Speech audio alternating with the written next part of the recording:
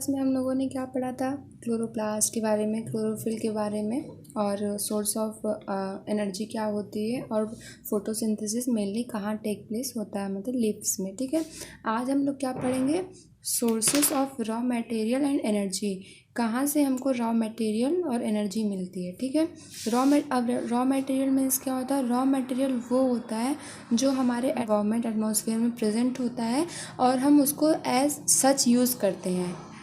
तो ये क्वेश्चन आपको याद ही होगा कि एक सिंपल सा इक्वेशन, पहले फोटोसिंथेसिस का क्या होता है, CO2 plus water in the presence of sunlight,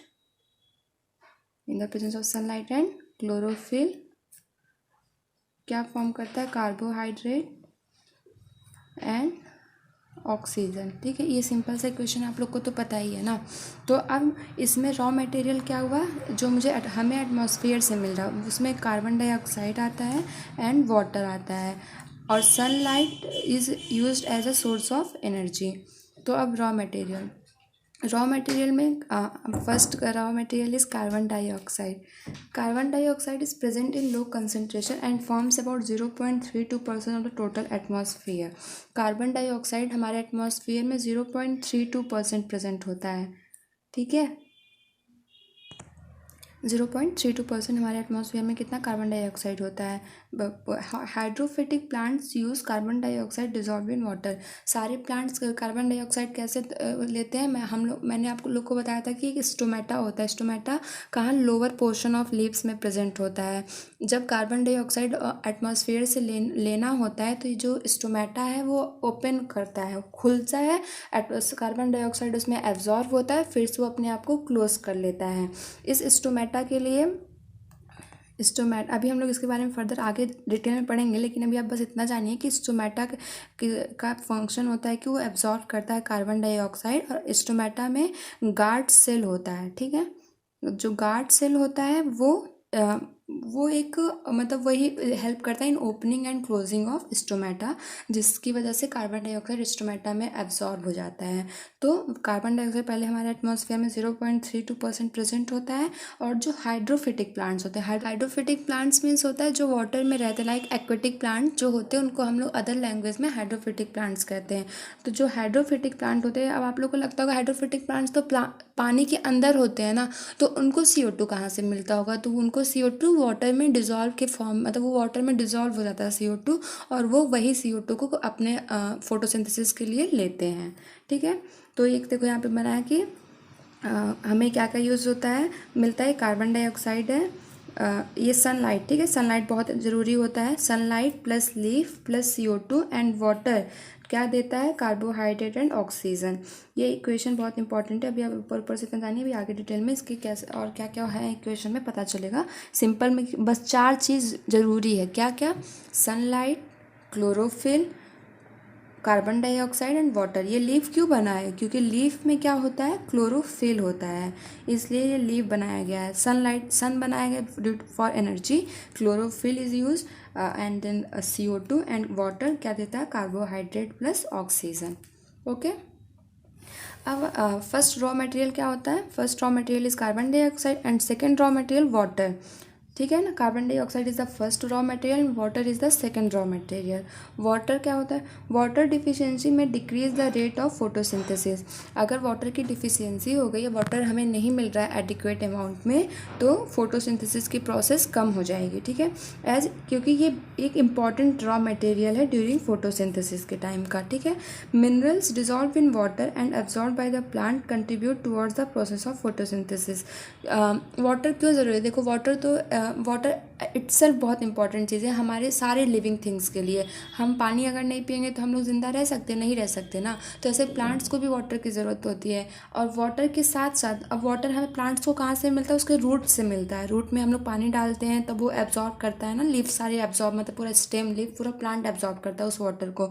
तो वाटर इट्सेल्फ बहुत इंपॉर्टेंट है, लेकिन वाटर के साथ साथ जो उसमें डिजॉल्व मिनरल होते हैं, अब ज़मीन के अंदर मिनरल्स भी तो होते हैं, यही मिनरल डिजॉल्व होते हैं वाटर को, और ये यूज़ होते हैं ड्यूरिंग फोटोसिंथेसिस।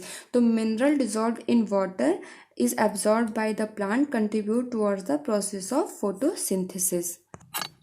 फर्स्ट था कि सोर्स ऑफ रॉ मटेरियल क्या होता है, अब आता है सोर्स ऑफ एनर्जी। तो सोर्स ऑफ एनर्जी तो हमें पता है sunlight is the source of biggest source of energy sunlight होता है, ठीक है। The green plant contain chloroplast which traps solar energy. Green plant हम लोग अभी लास्ट टाइम पढ़े थे कि क्लोरोप्लास्ट प्लांट के लीव्स में होता है ना, तो ये क्लोरोप्लास्ट ही होता है जो सोलर एनर्जी मतलब सनलाइट को एब्जॉर्ब करता है। तो ग्रीन प्लांट्स कंटेन क्लोरोप्लास्ट विच ट्रैप सोलर एनर्जी और कन्वर्ट करता है light energy into chemical energy. अब आप लोग को लगता होगा कि लाइट एनर्जी केमिकल एनर्जी क्या होता है। लाइट एनर्जी मीन्स होता है कि light energy is sun, chemical energy means carbohydrate जो फॉर्म होता है। तो एक light energy change into the chemical energy, ये तो हमें दिख रहा है ना। तो वही है कि ग्रीन प्लांट क्लोरोप्लास्ट होता है जो ट्रैप करता है सोलर एनर्जी को और कन्वर्ट करता है light energy into chemical energy, that is ATP. ATP is the currency of energy, मतलब कि एटीपी एक करेंसी है, मतलब उसमें स्टोर्ड होता है, स्टोर्ड फॉर्म ऑफ एनर्जी होता है।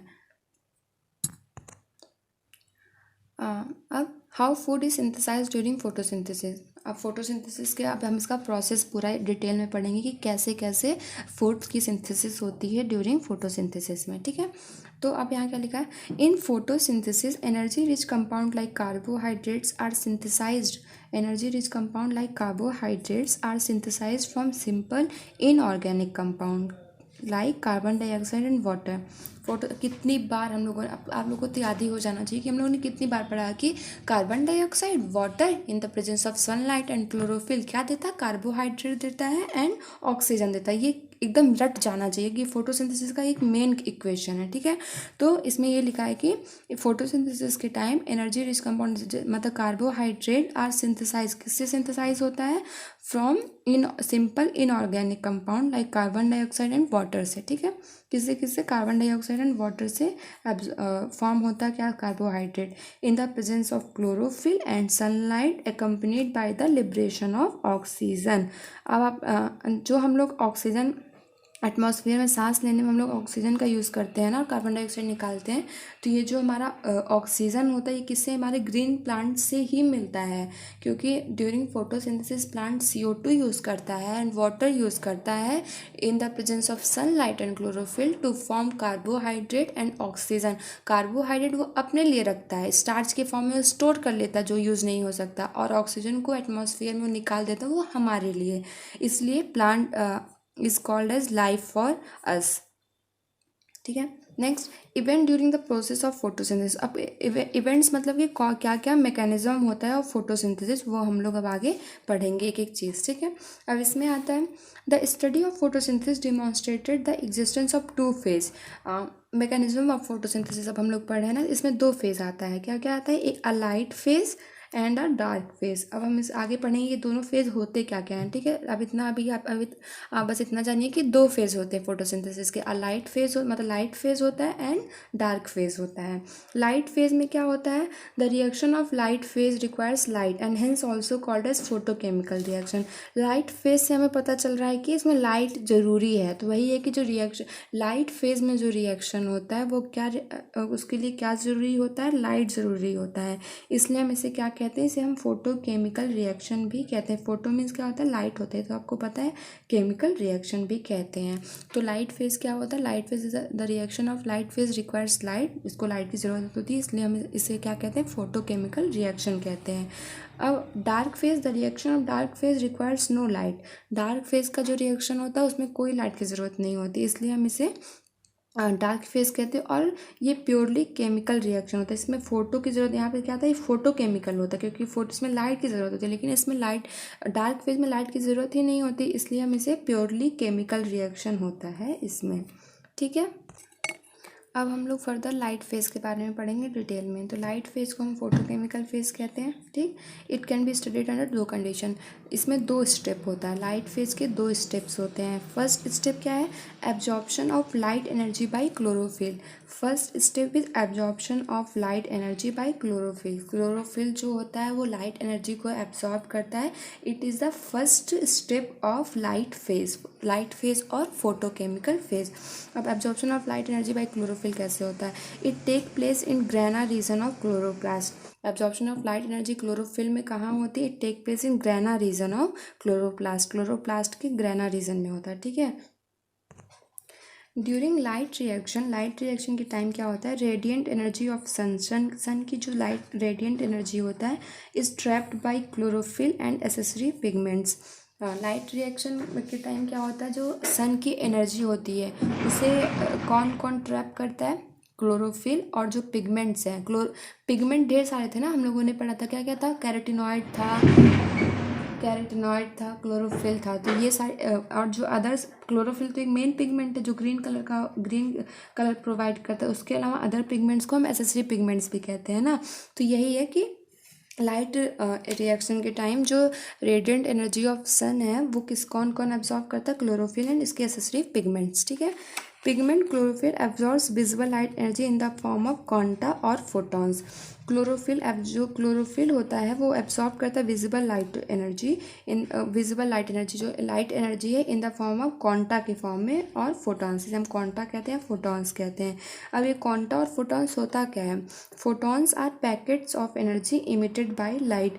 फोटॉन्स क्या होता है, पैकेट ऑफ एनर्जी होता है जो लाइट एमिट करता है, packets of energy emitted by the light. Photons are packets of energy emitted by the light. तो क्या था, लाइट फेज के दो स्टेप्स होते हैं। फर्स्ट क्या था, absorption of light energy by chlorophyll and उसके एसेसरी पिगमेंट्स जो in the form of photons होते हैं और जिसे हम क्वांटा भी कहते हैं। फोटॉन्स क्या होता है, पैकेट्स ऑफ एनर्जी होता है। एंड नाउ सेकेंड स्टेप क्या था, सेकेंड स्टेप क्या है, conversion of light energy to chemical energy and splitting of water molecule into hydrogen and oxygen. First क्या था, सबसे पहले क्या होता है कि जो क्लोरोफिल होता है वो सनलाइट को एब्जॉर्ब करता है, ठीक है। अब सनलाइट एब्जॉर्ब हो गई लीव्स ऑफ प्लांट में, ठीक है। उसके बाद क्या होगा, अब लाइट एनर्जी एब्जॉर्ब हो गई, अब उस लाइट एनर्जी को किस में चेंज करना है, इनटू केमिकल एनर्जी। मीन्स कि हमको जो सनलाइट है उसको हमको चेंज करना है into the carbohydrate and splitting of water molecule into hydrogen and oxygen. मतलब इस स्टेप में दो चीज़ें होंगी। पहले स्टेप में क्या था कि बस क्लोरोफिल अपना एब्जॉर्ब कर रही थी लाइट को एब्जॉर्ब कर रही थी। अब इस स्टेप में क्या होगा कि जो हमारी लाइट एनर्जी है वो केमिकल एनर्जी में चेंज होगी और वाटर मॉलिक्यूल स्प्लिट होगा इनटू हाइड्रोजन एंड ऑक्सीजन। वो कैसे होगा अभी हम आगे पढ़ेंगे, ठीक है। तो इस स्टेप में क्या, conversion of light energy to chemical energy and splitting of water molecule into hydrogen and oxygen. Emitted electron from chlorophyll are channeled through electron transport chain in chloroplast. Emitted electron from chlorophyll क्या है कि absorb किया है light को, ठीक है, light को absorb किया है। अब वो लाइट को एमिट कैसे करेगा, in the form of electron के फॉर्म में उसको एमिट करता है।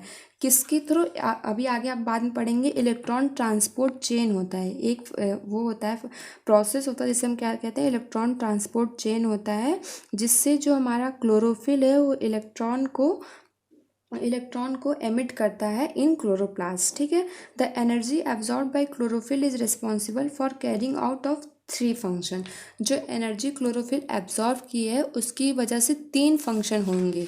वो 3 फंक्शन क्या होंगे अभी हम आगे पढ़ेंगे, लेकिन ये चीज़ आप अपने दिमाग में रखिए कि फोटोसिंथेसिस के लाइट फेज में 2 स्टेप्स हैं। फर्स्ट स्टेप क्या है कि क्लोरोफिल एब्जॉर्ब करती है लाइट एनर्जी को, ठीक है। फर्स्ट स्टेप में क्लोरोफिल लाइट एनर्जी को एब्जॉर्ब करती है एंड सेकेंड स्टेप में लाइट एनर्जी कन्वर्ट होती है केमिकल एनर्जी में and splitting of water molecule splits होता है इनटू हाइड्रोजन एंड ऑक्सीजन। तो अभी कैसे होगा, इसमें 3 फंक्शन होते हैं, ठीक है। ये 3 फंक्शन परफॉर्म करता है जो एनर्जी एब्जॉर्ब हुई है बाय क्लोरोफिल, ठीक। फंक्शन क्या था कि फॉर्मेशन ऑफ एटीपी, ठीक है, formation of ATP. For the formation ATP क्या होता है, एटीपी का फुल फॉर्म होता है adenosine triphosphate. For the formation of ATP, जो एडीपी होता है ये एटीपी में ट्राईफॉस्फेट है, ठीक है, एटीपी में ट्राईफॉस्फेट है और एडीपी में डाईफॉस्फेट है। मतलब इसमें 3 फॉस्फेट ग्रुप है एंड एडीपी में 2 फॉस्फेट ग्रुप है। तो एटीपी कैसे फॉर्म होता है, एडीपी जो होता है जिसमें 2 फॉस्फेट ग्रुप है उसमें अगर हम एक फॉस्फेट ग्रुप और ऐड कर देते हैं, मतलब एडीपी में अगर हम प्लस एक फॉस्फेट ग्रुप और ऐड कर देते हैं तो क्या फॉर्म करेगा, एटीपी, ठीक है, एटीपी फॉर्म करेगा। तो यही इसमें बताया गया है कि पहला फंक्शन लाइट एनर्जी का क्या होता है कि वो एडीपी को चेंज करता है एटीपी में। ठीक है, for the formation of ATP ADP joins a phosphate group. This formation of ATP from ADP during light phase, इसे हम क्या कहते हैं, फोटो फॉस्फोराइलेशन। इसे हम क्या कहते हैं, जो ये फंक्शन, ये पूरा प्रोसेस है जिसमें एडीपी में एक फॉस्फेट ग्रुप ऐड हो रहा है, उसे हम टू फॉर्म एटीपी, इसे हम क्या कहते हैं, फोटो फॉस्फोराइलेशन। इसके नाम से आपको पता है, photo means in the presence of sunlight, photo means की लाइट, एंड फॉस्फोराइलेशन मतलब कि addition of phosphate group, addition of phosphate group phosphorylation, and photo means in the presence of light. So ये एटीपी जो होता है, ATP add करता है phosphate को to form ATP. The ATP thus form is used and as a source of energy during dark phase of photosynthesis। अब ATP हमारा light phase में फॉर्म हो गया है, फिर जब डार्क फेज में क्या हम लोगों ने पढ़ा था कि वहाँ पे लाइट की ज़रूरत नहीं होती, उस टाइम यही ATP जो होता है is used as a source of energy during dark phase of photosynthesis. ठीक है, यही जो हमारा ATP है डार्क फेज के time as a source of energy काम करता है। तो हमारा फर्स्ट फंक्शन लाइट का क्या हो गया, जिसे हम फोटोफॉस्फोराइलेशन कहते हैं, जो एडीपी में एक फॉस्फेट ग्रुप को ऐड करता है in the presence of light to form ATP. Second is photolysis of water. यहाँ हम याद होगा आपको कि यहाँ पे हम लोग क्या पढ़ते हैं, लाइट एनर्जी केमिकल एनर्जी में चेंज हो रहा है, और स्प्लिटिंग ऑफ वाटर मॉलिक्यूल। तो ये जो हमारा फोटोलिसिस मीन्स क्या होता है, फोटो मीन्स लाइट होता है, लिसिस मीन्स क्या होता है, ब्रेक डाउन होता है। ठीक है, तो फोटोलाइसिस ऑफ वाटर, वाटर का ब्रेक डाउन हो रहा है या तो स्प्लिटिंग हो रहा है वाटर में, वो हम आगे पढ़ेंगे। दूसरा फंक्शन है उस लाइट का जो एब्जॉर्ब किया है क्लोरोफिल। तो फोटोलिसिस ऑफ वाटर में क्या है, the decomposition of water into hydrogen and oxygen by light energy absorb by the chlorophyll is called as photolysis of water.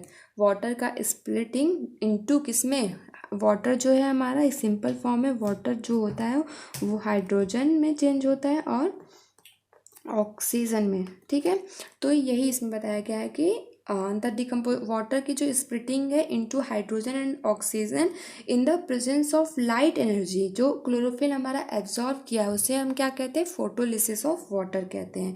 Water, ये क्वेश्चन याद कर लीजिए आप लोग, वाटर प्लस एनर्जी क्या देगा, हाइड्रोजन प्लस ऑक्सीजन।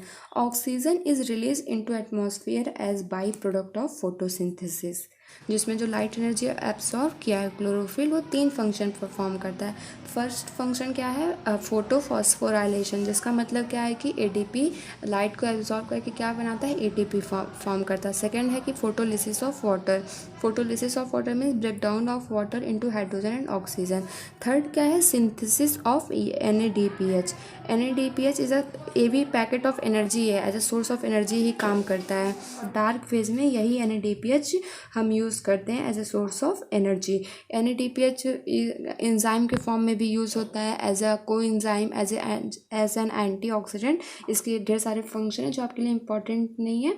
तो बस ख़त्म, ये लाइट फेज ऑफ फोटोसिंथेसिस ख़त्म हो गया है, जिसमें 2 स्टेप्स थे। फर्स्ट था absorption of light energy by chlorophyll. Second में आता है कि वो जो लाइट एनर्जी कन्वर्ट होती है केमिकल एनर्जी में, and splitting of water molecule. अब ये हमारा लाइट फेज खत्म हुआ, कल हम लोग डार्क फेज पढ़ेंगे और फर्दर फोटोसिंथेसिस के बारे में पढ़ेंगे। तब तक के लिए थैंक यू।